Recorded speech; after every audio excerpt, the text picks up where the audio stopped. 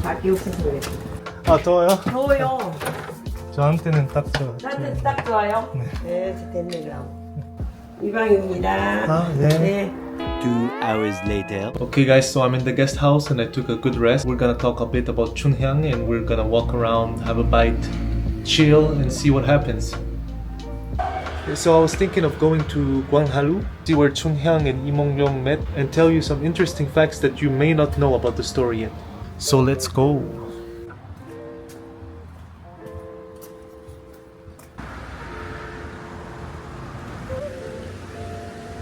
바닐라 있고 딸기 바나나 있고 그리고 아, 여기 딸기 써져 바나나요? 있는 거 그거밖에 없어요. It's like a classic random ice cream, but I like it. Oh, 시원해.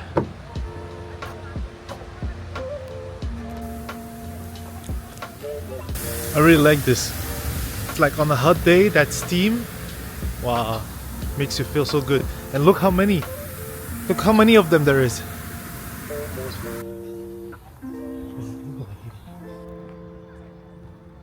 It's so crazy. The story of Chunhyang is so important for Korean history and culture that they really remodified the whole area with the theme of Chunhyang. There is even another theme park completely dedicated to the story over there.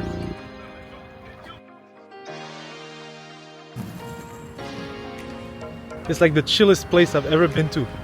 There are like just enough people so you don't feel alone, but it's not at all crowded. I think if I met a random girl in here too, I would fall in love just like Lee Mon-yong.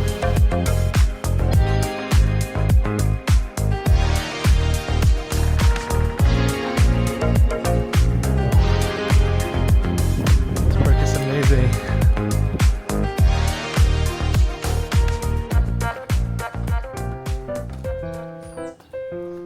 This is a popular place where a couple come to just hang around. It's like a park of love. So fact number 1. Did you know that there are hundreds of Chunhyang styles? The one that we know is not the only one. In fact, there's another one in which Chunhyang is very plain and ugly. So in this version, Chunhyang falls in love with Lee Mong-yong, and then when he speaks with her though, he doesn't feel the same way about her. So she gets really sad and dies of heartbreak. And then the city of Namon is affected by a drought that lasts for 3 years until they held the right ceremony to let her spirit rest. Seemed like there was a concert here before, or maybe later. Maybe there's gonna be a concert here later.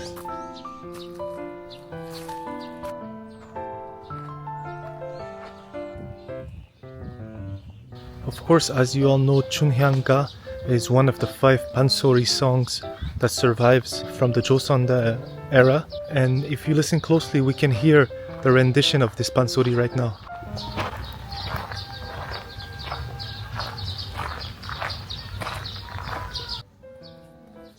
Fact number 2.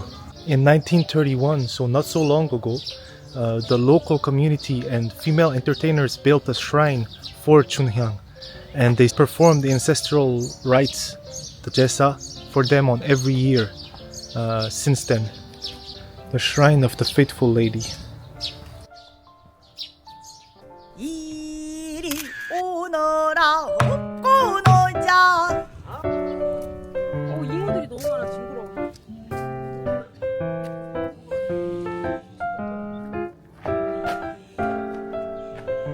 So next interesting fact, this bridge that you see here is called Ochak, referring to the crows and the magpies. So this name is not from the story of Chunhyang, but from the mythical story surrounding Chilseok that happens every 7th July. So this very romantic mythical story involves Jingnyo and Gyeonyu. To make a longer story short, they loved each other so much, but the king separated them and didn't let them see each other.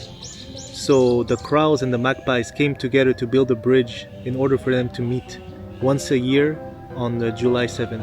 And every time they did, they cried tears of joy. This can explain the rainy seasons that happen in Korea. So the name of a very romantic bridge used here for the story of Chunhyang.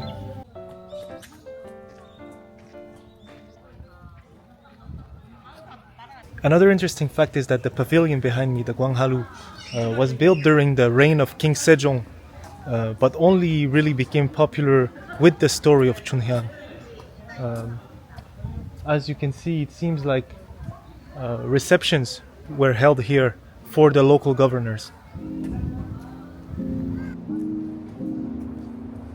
Finally, the story of Chunhyang is also seen as a criticism of aristocracy and the rigid social status that existed in Korea.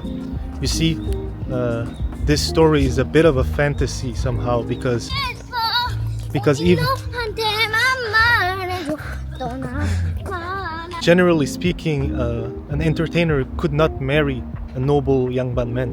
So the essence of the story is one that is critical towards social hierarchy. But the character of Chunhyang remains the emblem of female devotion towards her husband and one of the three main Confucian values. And as you can see, remains really important in Korean culture and in the mind of Koreans. Actually, I'm curious. I think I have a lot of Korean viewers.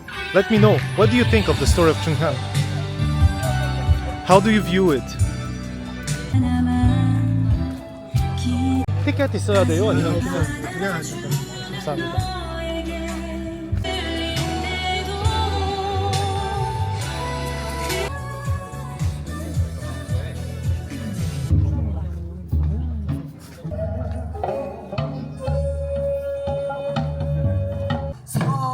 산후경으로 상처보구나.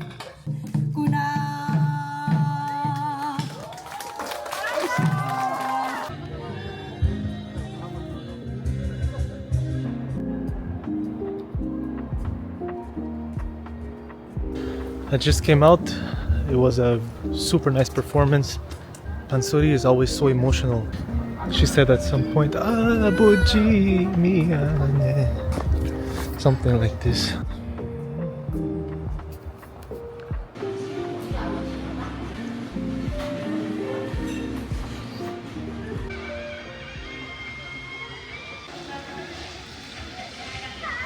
I'm out there and there's the song Makalina playing in the street, sung in a Pansori style. Can you hear this? 나를 사랑해 Makalina.